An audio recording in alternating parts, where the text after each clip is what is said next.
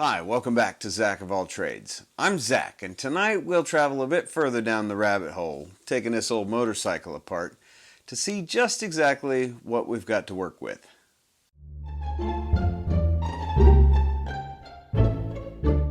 As I was researching this project, I found that there are quite a number of videos out there of folks disassembling old K-bikes like this one. And, well, nothing against the folks making those videos, but frankly, they're all pretty boring. So, because I like you guys, and because I think it'd be really swell if you stuck around and watched the whole video, I figured I'd make it easy on you. That's much better. Now, let's see what we got to work with here, shall we? Okay, so here's going to be a quick walkthrough. I'm going to try not to make it too awfully long because, like I said, I don't want to bore you guys. But just wanted to show you what sort of condition everything is in when I'm starting and what I've got to work with. Also some interesting things that I discovered while tearing it all down. So, first off, the interesting thing, this, I don't know, stabilizer here. That's kind of fun to deal with. I'm not entirely sure what I'm going to do there because I was hoping to put just kind of a little small front fender on there, but no worries. I discovered this lock cylinder. Man, what's up with that? My intention was to peel all this off and just kind of leave the top of the triple tree bare. However, I don't think that I'm going to do it that way with that great big lock cylinder. Look like a unicorn. And here, I don't know how well that's going to show up, but here was the first point of impact when I hit that trailer. Well, actually, that rim was the first point of impact. Fortunately, it's not damaged, it's just scuffed cosmetically. The fork tube here is gouged a little bit. However, it's not punctured. I have put straight edges and every other means that I can think of to verify that nothing's bent or out of whack, and everything seems to be in whack, so to speak. Down here, a little bit of scrapage on the, let's see, on the crankcase cover, which I'll probably, I don't know, it's very likely I may leave that like it is, just for grins, just kind of as a reminder, hey, don't be stupid. The foot peg, took out a tire and busted off. Got it in a box somewhere, so I'm going to have to fix that. I started to take this one off and see if I could adapt it to here. We'll talk more about that later. And then just, here's the frame. Got everything taken off of there, and it's pretty straight. I figure I need to make a list of the tasks that I need to get done in order to make this conversion and repair, I guess, as it were. One of the reasons is that this is my daily driver prior to crashing it up. And the amount of fuel that I've spent, or the amount of money that I've spent in fuel since I crashed it is, well, pretty well atrocious. So I need to kind of keep track of what the necessities are and what the wants are, and also there's kind of an in-between ground of the things that I want to get done before sort of bringing it back out into public, so to speak. You know what I mean? I don't want it to be all half-baked and duct tape hanging off and such. So I need to get organized. The other thing that I didn't mention is that my list will serve as sort of a what to expect, so you guys know what's coming. I'm going to break my list up into two things. Things that have to happen before I get it on the road, and things that I would like to do that are optional. I can do down the road sometime. Some of these are going to be pretty obvious. Headlight. I need front blinkers. I need a brake light. I need mirrors. Maybe one, maybe two. Not sure. Seat. The BEP 3.0. That thing right there, we'll talk about it more later, but that's some of the brains that is going to have to replace the instrument cluster that I've taken off. There's some stuff going on in there that needs to be replicated. Speedo. That's assuming I want to know how fast I'm going. Foot peg.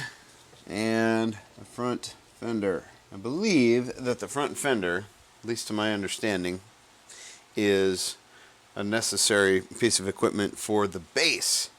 In order to drive on the base, if I recall, way back in the way back, I tried to drive a different bike on base with no front fender, and the gate guard wouldn't let me on. He said it was required safety equipment. Whether it is or not, really doesn't matter. If the gate guard thinks it is, then he's kind of the man with the plan and the power, as it were. So now onto the want list. Foot peg. Now, somebody will point out that I've written foot peg over here and I've written foot peg over here. The foot peg is pretty necessary. I think that I have a way to adapt one of the rear foot pegs to put it on the front, but that's kind of a temporary measure, get me on the road kind of thing. But I have an idea for building a new foot peg, or maybe a set of foot pegs, so I'm going to put that on the want list. I would like to relocate the ignition switch as well as the other switches, i.e. the hazards and the hand warmers. Muffler mod. I would like to shorten it a bit. I'm going to have to do a little bit of research into that, a little bit more research. And I'd like to paint, I think I would like to paint the final drive and the wheels. That is, of course, still up for some discussion. I might decide against that after all. So that's sort of the major list of mods. I'm going to do my best to try to, cram a few of them into each video. I'm certainly not going to be able to do everything in one video. I don't think that I'd be able to give it the time that it deserves, but at the same time I want to keep it sort of relevant and fast moving for you guys. So that's where we start, and I already know where I want to start. The one that I'm going to jump on first is mostly because it's going to change the look of the bike. It's going to change its whole character when I get it finished or figured out, and that is going to be the seat. Part of my aim on this project is to not spend a whole ton. I mean, obviously there's going to have to be some expenditure, but anything that I can use, that I can still use or repurpose, reuse, I'm absolutely going to do that. So let me show you what I've come up with for a seat idea anyway. This bad lad was part of the cushion that came out of my camper trailer that I destroyed a while back. There's a pretty cool video about that out there.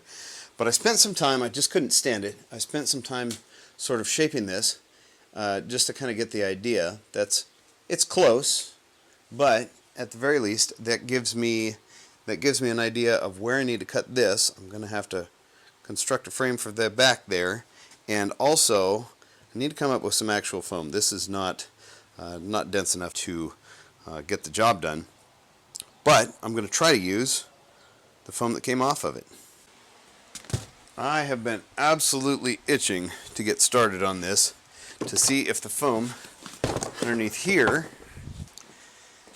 can be repurposed and reshaped to make that. I think it can. I think we can do it.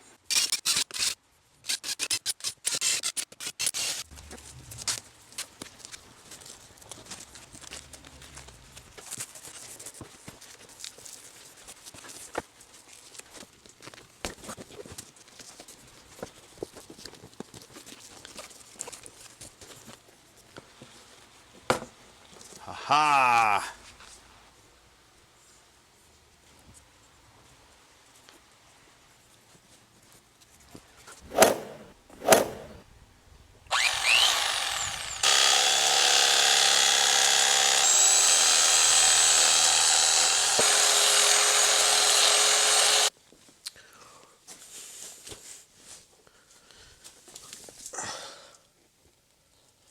Oh yeah, we can make this work.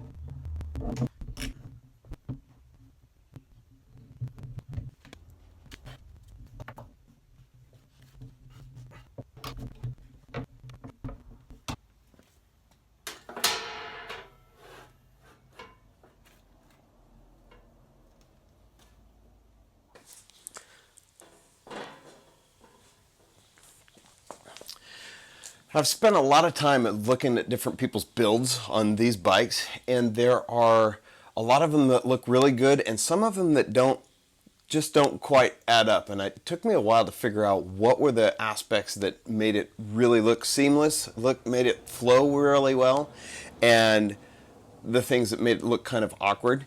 And one of the things that I discovered was this line, following this line, keeping this line consistent back here with the seat, was one of the things that made them look really good. And there's a couple of different ways to do that. One would be to cut this frame, either cut it all the way out and weld in a new frame that follows this line so that the frame follows that line about there.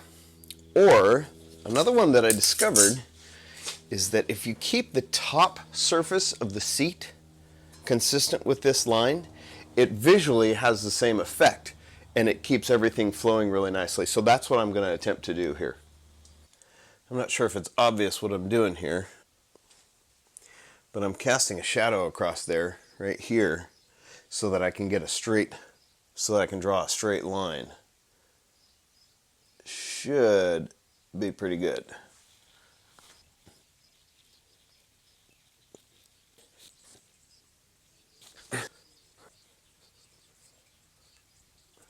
And now I'll try to replicate that on the other side.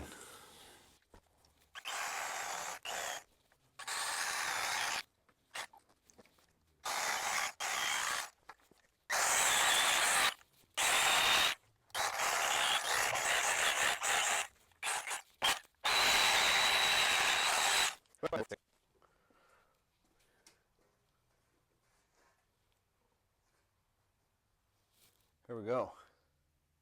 I think I've accomplished it. There's definitely less cushion on there than there was before.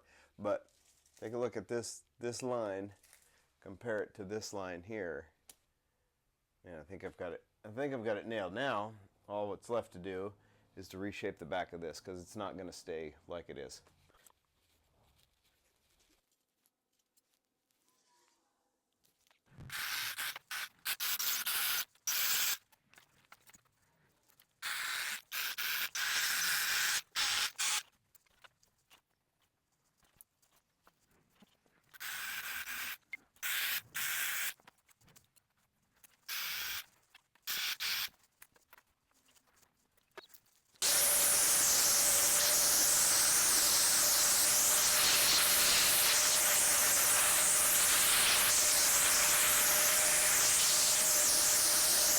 And here, I think we've got it.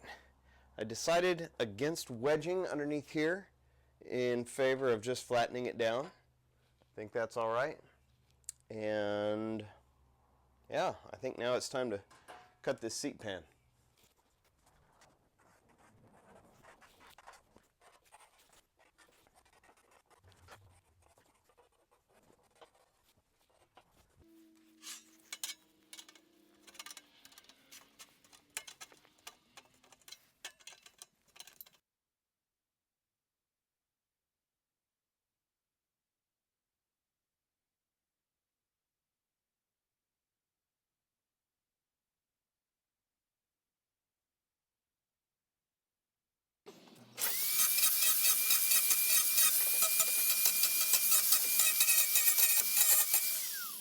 All right, I got this seat pan all cut out, and I'm pretty happy with it. I even went ahead and made a nice little indentation right here for the seam on the back of the gas tank, which I thought that was pretty cool. That way it sits on there nicely.